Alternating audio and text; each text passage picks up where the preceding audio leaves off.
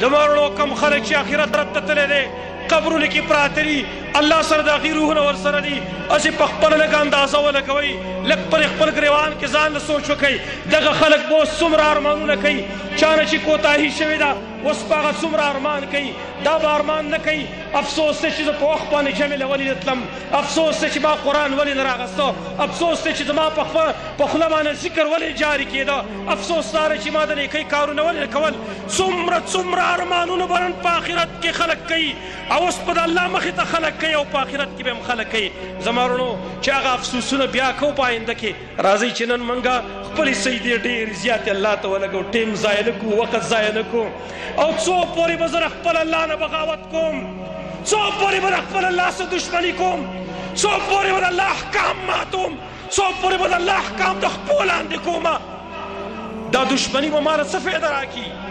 د الله سره چې کوم دشمني کوم زما له به څه فایده راکړي یو فایده راته وښیوئ زما ورونو د الله له دشمنۍ یو فایده راته وښیوئ دا خپل تاوان دی سراسر خپل تاوان دی زما ورونو د خپل ځان به هم دشمنان نه جوړېږو او د خپل الله به هم دشمن زما ورونو نن زموږ سره موقع ده او نن زموږ سره ټیم دی سجدې ډېرې زیاتې ولګو رکوګانې ډېرې زیاتې وکړو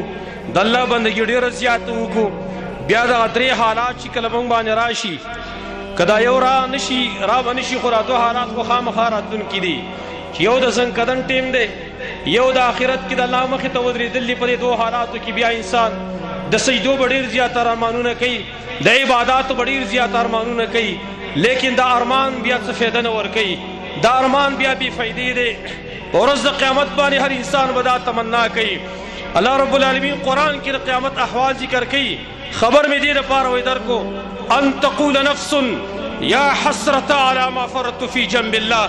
چې یو نفس دا ونه وی چې آیا افسوس دی په حالت باندې چې ما کوتاهي کړې وه د الله په حق کې وان كنت لمن الساخرین او زه خو د مسخرو کوونکو نه ومه زما ورونو نن په هغه خلکو پسې خلک مسخرې کوي چې کوم خلک عبادت ګزار خلک دی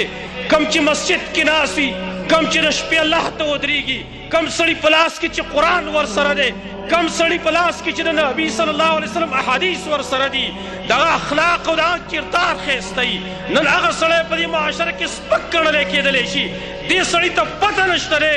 چې دا هغه ورځ بیا را روانه ده د هغې لپاره تیاری کوي چې انسان به وایي ان تقول نفس یا حسرة على ما فرطت في جنب الله افسوس دی چې د الله په حق کې زما نه ډېر کوتاهي شوې وه ما خو مسخرې کولې هلته زه یې خپلو وروڼو ته ویم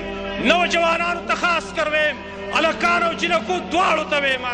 راشي زما وروڼو نن ستاسو سره موقع ده نن سجدې ډېرې ولګوئ د شیخ ابن عثیمین رحمه الله خبر زه اکثر ذکر کوم چې هغه فرمایل ای نوجوانانو نن ډېرې سجدې الله ته ولګوئ داسې ټیم را روان دی د سجدې موقع و بیا تاسو ته نه میلاویږي ارمان به کوئ تمنا به کوئ چې سجدې موقع ماته میلاو شي لیکن د سجدې موقع به تاسو ته نه میلاویږي علي بن ابي طالب رضی الله عنه ځکه فرمایلي حدیث د بخاري کې راغلي هغه فرمایل ارتحلت الدنیا مدبره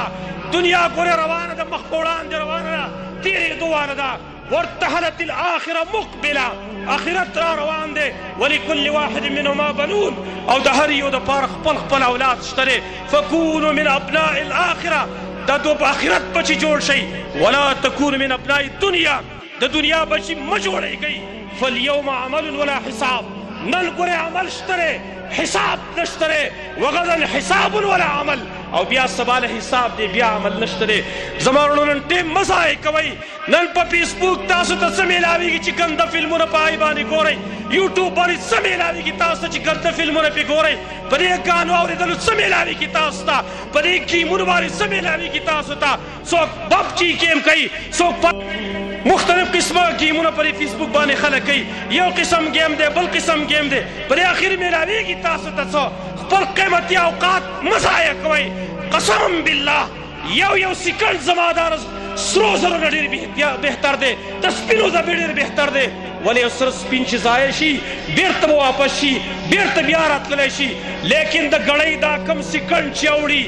دا چرته بېرته واپس کېږي نه او دا خبره موږ مخکې ذکر کوو بار بار ای زما وروڼو کله چې د ګړۍ دا سیکنډ اوړي او دا سیکنډ دا ټک ټک کوي مشهوره خبره ده وایي دا خیال مه کوه چې بس دا وخت دی تیر شو د دې ګړۍ دا سیکنډ دا بس مه ګڼه دا بې فایدې مه ګڼه دا هر یو سیکنډ چې دا ټک ټک کوي وایي دا د ستا د ژوند چې کوم ونه ده په هغې باندې د تبر ګزارونه شروع دي نو زه د خپلو وروڼو ته ټول ته درخواست کوم د عیسی علیه السلام د نزول نه وروسته به خلک د سجدو ارمانونه کوي قیامت کې به د سجدو ارمانونه خلک کوي او کله چې زنکدن شروع شي په هغه ټیم کې به خلک د سجدو ارمانونه کوي زما وروڼو موږ پیدا څه دپاره یو کوو موږ څه الله زموږ نه څه غواړي موږ کوو څه الله رب العالمین خو زه پیدا کړی یم د دې دپاره وما خلقت الجن والانس الا لیعبدون انسان او پیری مې صرف او صرف د خپل بندګۍ دپاره پیدا کړی دی لیکن نن زه د دنیا بچی جوړ شیم د دنیا لذتونه د دنیا خواهشات پای کې مبتلا یم رسول الله صلی الله علیه وسلم موږ ته ځکه فرمایل اکثروا ذکر هاضم اللذات هغه شي تذکره ډېره زیاته کوئ چې هغه خوندونه ختموي او خوندونه